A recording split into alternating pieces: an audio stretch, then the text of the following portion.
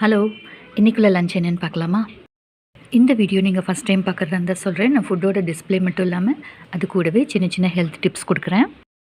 இன்றைக்குள்ள லஞ்சில் அகத்திக்கீரை பொரியல். அகத்திக்கீரையில் நிறைய விட்டமின்ஸ் இருக்குது. அயன், ப்ரோட்டீன் எல்லாம் நிறைஞ்சிருக்கு. இது நோய் எதிர்ப்பு சக்தி அதிகரிக்கும், குடல் புண்ணை குணமாக்கும், எலும்புகளை ஸ்ட்ராங் ஆகும், உடலில் இருக்கிற நச்சுக்களை வெளியேற்றும். இது கூடவே மல்டி வெஜிடபிள் சாம்பார். இதில் கொஞ்சம் ப்ரோட்டீனும் நார் சத்தும் நமக்கு கிடைக்கும். இது ஜீரண சக்திக்காக உதவும். இது கூடவே கொஞ்சம் தயிரில் ப்ரோபயோட்டிக் பாக்டீரியா இருக்குது. ப்ரோட்டீன், கால்சியம், விட்டமின்ஸ் எல்லாம் நிறைஞ்சிருக்கு.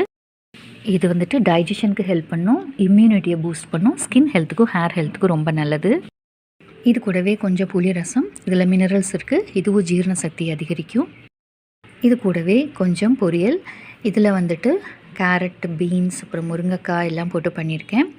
இதில் தேங்காயும் சீரகம் அரைச்சி போட்டு பண்ணியிருக்கேன். இந்த மாதிரி காய்கறிகள் எல்லாம் சேர்த்து பண்ணும்போது நார் சத்து நமக்கு அதிகமாக கிடைக்கும்.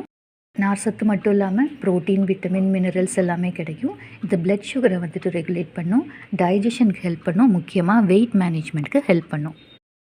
இது கூடவே கொஞ்சம் கஞ்சி வடித்த சாதம். நம்ம ஸ்டார்ச் இல்லாமல் வெறும் சோறு சாப்பிடும்போது கொஞ்சம் வெயிட் கம்மியாகும். கஞ்சியோடு நம்ம குக்கர் சாதத்தில் சாப்பிட்டோம்னா நமக்கு வெயிட் ஏறும். இதுலேருந்து நமக்கு கார்போஹைட்ரேட்ஸ் கிடைக்கும். என்ன தான் பார்த்து செஞ்சாலுமே சுகர் லெவல் கொஞ்சமாவது இன்க்ரீஸ் ஆகும். அப்படி இன்க்ரீஸ் ஆகாமல் இருக்கிறதுக்கு ஒரு சூப் பண்ணியிருக்கேன். இதில் காலிஃப்ளவர் கொஞ்சம், முட்டைக்கோஸ் கொஞ்சம், குடமிளகாய் கொஞ்சம் போட்டிருக்கேன்.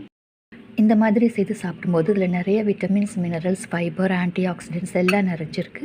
இது ஜீரண சக்தியை அதிகரிக்கும், முக்கியமாக ரத்தத்தில் இருக்கிற சர்க்கரையோட அளவை நல்லா குறைக்கும்.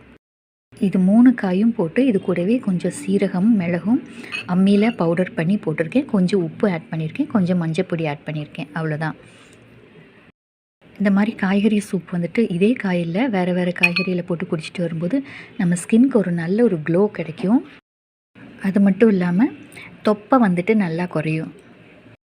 இந்த சேனலில் ஃபுட்டோட டிஸ்பிளே மட்டும் இல்லாமல் சின்ன சின்ன ஹெல்த் டிப்ஸ் கொடுக்குறேன். உங்களுக்கு பிடிச்சிருந்தால் சப்ஸ்கிரைப் பண்ணிவிட்டு பாருங்கள். இப்போ நான் அடுத்தடுத்து போடுற வீடியோஸ் உங்களுக்கு நோட்டிஃபிகேஷனில் வரும். தேங்க்யூ. தேங்க்ஸ் ஃபார் வாட்சிங்.